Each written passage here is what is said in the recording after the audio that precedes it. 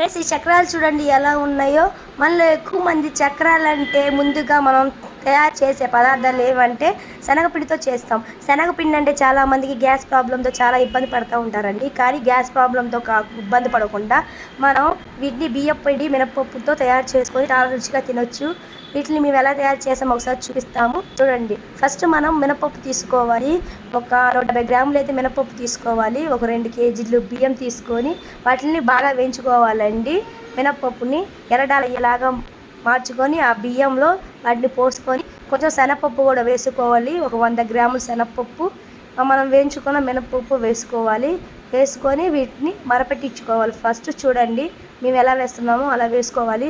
వేసుకొని వాటిలో కొంచెం వామ్ వేసుకోవాలి. చక్రాల్లో వామ్ అంటే ఫేమస్ కదండి, బాగా అదలకు కూడా బాగా ఉపయోగపడిద్ది.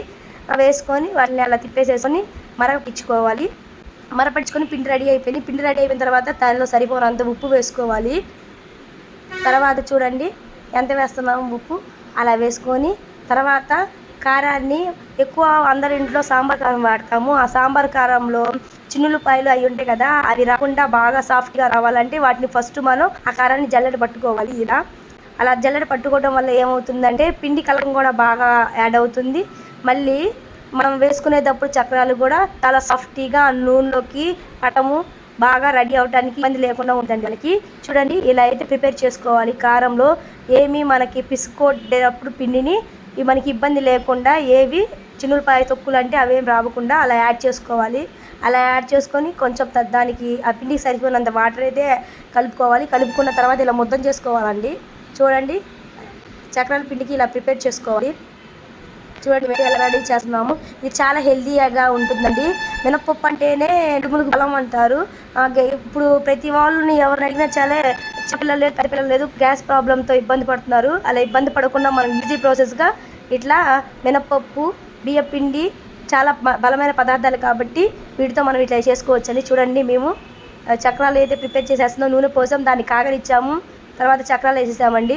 చూడండి తర్వాత తీసిన తర్వాత ఇలా ఎర్రడాలుగా వేయించుకోవాలి. మరి ఎక్కువగా వేయించుకుంటే నల్లగా అయిపోతాయి. చూడండి ఎలా ఉందో ఇలా వేసుకోవాలండి. చక్రాలు మటుకు చాలా టేస్టీగా సూపర్గా ఉన్నాయండి. చూడండి అలా మాకు అయితే ఈజీగా చాలా ఇబ్బంది ఏం లేకుండా చక్రాలు వచ్చేటప్పుడు కానీ చాలా సూపర్గా తొందరగా ప్రాసెస్ అయిపోయింది. మేము కొంచెం పిండి తీసుకున్నా చాలా చక్రాలు అయితే ప్రిపేర్ అయ్యండి. మనం ఎక్కువగా హెల్తీగా ఉండాలంటే ఈ గ్యాస్ ట్రబుల్ ఏం లేకుండా ఉండాలంటే చూడండి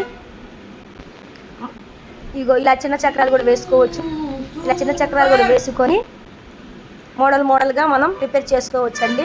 మేమైతే గన్ మిషన్ని ఉపయోగించాము. ఈ చక్రాలకి గన్ మిషన్లు వస్తున్నాయి కదా, వాటిని అయితే ఉపయోగించేసి చక్రాలని ప్రిపేర్ చేసాము. చూడండి ఒక వెరైటీగా ఉంటే పిల్లలు తినరు కదండి, అందుకే 2-3 వెరైటీలు తయారు చేయాలని చెప్పేసి ఫస్ట్ అలా తయారు చేసాము, ప్రిపేర్ చేసాం. తర్వాత ఇలా తయారు చేసి చూడండి ఎంత కరకరగా ఎలా ఉన్నాయో. మీకు నచ్చితే ట్రై చేయండి.